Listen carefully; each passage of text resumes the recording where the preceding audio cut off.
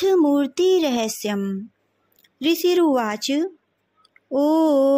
नन्दा भगवती नाम या भविष्यति नन्दजा स्तुता सा पूजिता भक्त्या वशीकुर्यात् जगत्त्रयम्।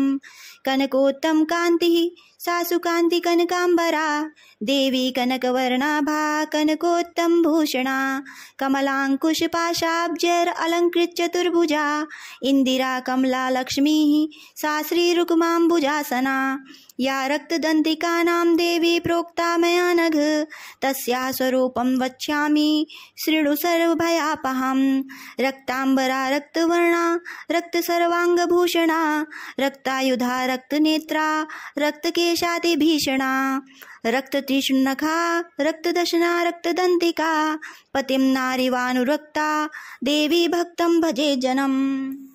वसुधैव विशाला सा सुमेरुयुगलस्तनी दीर्घो लम्बा अतिस्थूलो तावतीव मनोहरो कर्कशा अतिकान्तो तो सर्वानन्दपयोनिधि भक्तान् सम्पाये देवी सर्वकाम दुधो स्तनो खड्गं पात्रं च मुसलं लाङ्गलं च बिभर्ति सा आख्याता रक्तचामुण्डा देवी योगेश्वरीति च अनया व्याप्तखिलं जगति स्थावरजङ्गमम् इमां या पूजेत् भक्त्या सा व्याप्नोति चराचरम्। भुक्त्वा भोगान् यथा कामं देवी सायुज्याप्नुयात् अधीतेया इमं नित्यं रग्धन्तया वपुस्तवम्।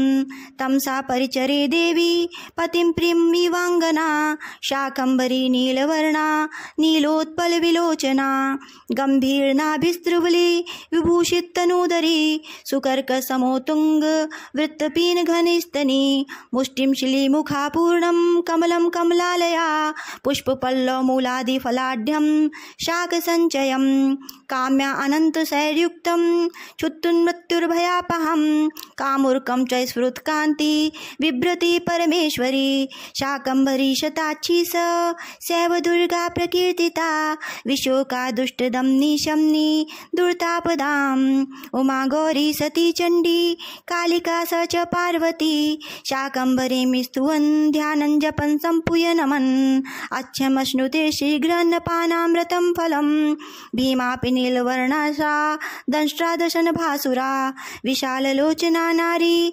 वृत्तपीनपयोधरा चन्द्रहासं च डमरुं शिरः पात्रं च बिभ्रति एकवीरा कालरात्रिः सैवोक्ता कामदा स्तुता तेजोमण्डल दुर्धर्षा भ्रामरी चित्तकान्तिभृत चित्रानुलेपना देवी चित्राभरणभूषिता चित्रभ्रमणपाणी सा महामारीति गीयते इत्येता मूर्तयो देव्या याः ख्याता वसुधादिप जगन्मातुश्चण्डिकायाः कीर्तिताः कामधेनवा इदं रहस्यं परमं न वाच्यं कस्यचित्त्वया व्याख्यानं दिव्यमूर्तीनामभीष्टफलदायकं तस्मात् सर्वप्रयत्नेन देवीं जप निरन्तरम्।